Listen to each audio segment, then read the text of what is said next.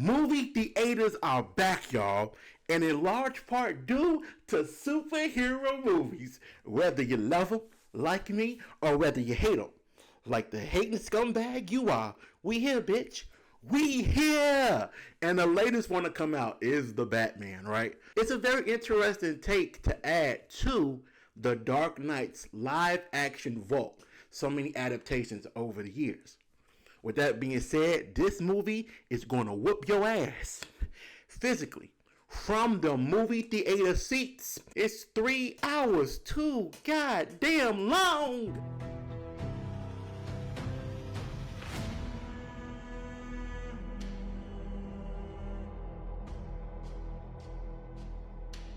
Alright, y'all, here we go. The Batman is a story about a young, depressed Bruce Wayne who's trying to navigate the city of Gotham as Batman, but unfortunately the city is imploding on itself from the very inside. He follows the trails of a sadistic serial killer, the Riddler, and those same killings connect to both the Riddler and Batman's past, present, and maybe even a part of their future. Alright, y'all, let's get into the cast real quick, bruh. We got Robert Pattinson, who is Bruce Wayne slash Batman. Alright, y'all, look, a lot of people when he was casted couldn't put aside the sparkly vampire in the trees. They could not forget the heroin quotes. Because who can't forget the heroin quotes? It's like a drug to me. Like my own personal brand of heroin. Those were cringe, very cringe, but he's a damn good actor who has terrific range, and unfortunately this role in this movie did not display that for him. That's not to his fault. It's clearly people behind him that wrote the character. His Batman has one mode this entire film: must destroy. The motherfucker is vengeance. He's beating the shit out of everybody in his path, and that's all he cares about. Unfortunately, his Bruce Wayne is the same way. That motherfucker had My Chemical Romance on in the background. The Black Parade. Come on now. I'll group with My Chemical Romance, nigga. Don't play with me. That motherfucker chopped a Hot Topic when he was a teenager. Don't play with me. Don't play with me. I know his parents died a while ago, but damn, this motherfucker been on his emo phase for a minute. Zoe Kravitz, who is Selena Kyle slash Catwoman, she did a really good job at the Catwoman part. Her Selena Kyle was okay, but the Catwoman part was damn good because she has a more ballet body type. So when it comes to a lot of the crawling around, the flipping, the kicking, the punching, the athletic movements, Zoe Kravitz really shined in the role. You got a lot of cats. I have a thing about strays. I like the way that they kind of made the Riddler a much more serious villain, because throughout most of his takes, he has so many puns and so many moments where Batman just run up on him, punch him, and he's out for the count. Like, come on, bruh. If you're going to have a villain, have that motherfucker have a physical presence, and the Riddler definitely had that. About 20 minutes into this film, you're going to quickly develop an appreciation for how Matt Reeves uses light to bring life in different perspectives into situations. When you go inside the Iceberg Lounge and you got Batman beating motherfuckers up on the steps, there's a red light in the background, right, from the club that's supposed to symbolize aggression, anger, vengeance, all of those things, right? That was very nice. Even inside of the actual suite that Penguin has, during that moment of conversation between these characters, the lights are blue, simplifying a more softer tone. Let's very quickly get into some of the big changes this movie has with some of its other Batman live action counterparts, right? First off, this is truly a Batman origin story. Okay, this is Batman early in his days without much technology. He hasn't met Lucius Fox yet. You skip over his parents being shot outside of the theater. You don't have Martha's Pearls falling in slow motion and all these other things that other adaptations have kind of gone over and over and over and over again over the years. Other differences is that Wayne Manor is an orphanage. It's not where Bruce lives. Bruce actually resides in Gotham, in Wayne Tower.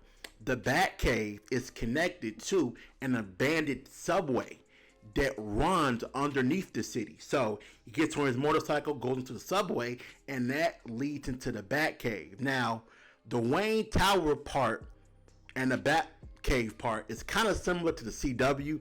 I know y'all don't want to hear about Dare to Defy, but that is how the Batcave and Wayne Tower operate on Batwoman. Had to throw it in there. One of the main themes of this movie is heart, right? You have people who want to feel the emptiness inside. If your heart is open, love will always find its way in. That may sound like a K Jewelers commercial. But that's some real shit. That is one of the themes of this movie. You have Selena, who's looking for one of her friends that was involved with the Iceberg Lounge. She went missing. She wants to find her. You have Bruce that has never healed from the sins of the night that his parents passed away. He's been holding a grudge against, I guess, evil and corruption ever since then.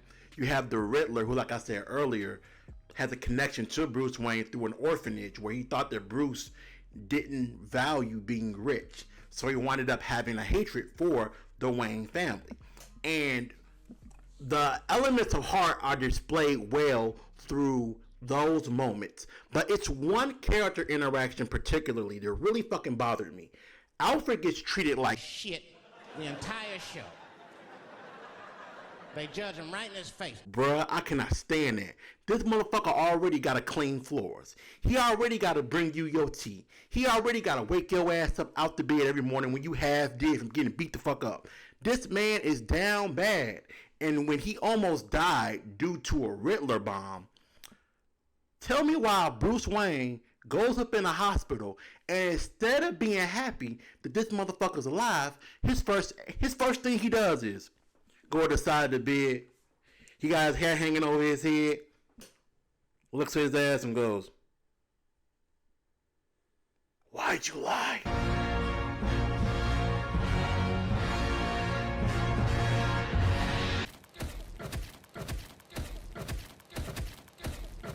Oh shit, Alfred, you better call your nurse. Call the police.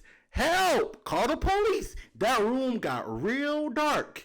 And how Selena gets treated better than Alfred, when Alfred has kind of been the one that's been by Bruce's side. I understand that he's depressed and he's going through shit, but that was some bullshit. I'm not sure how the hell this movie was able to get away with a PG-13 rating. There's not a lot of blood and gore, but there's definitely some killings that allude to some messy shit. Like, faces were probably shaved off. You got people with bags around their face. Like, motherfucker, you got a bag on your face. I don't want to see what's under the bag. Then you have other moments where Bruce is low-key kind of looking at Selena get undressed. And if you look hard enough, you might be able to see a nipple. I don't understand how this movie was PG-13. You got the Iceberg Lounge where there's some favors being handed out. You dig? And I'm wondering how a movie with somebody with a bomb around their neck at a funeral gets a PG-13 rating. I don't know who Warner Brothers had to pay, but God bless y'all for that. This movie being 3 hours is a torture session. There are multiple times where you feel like, okay, this shit's about to end.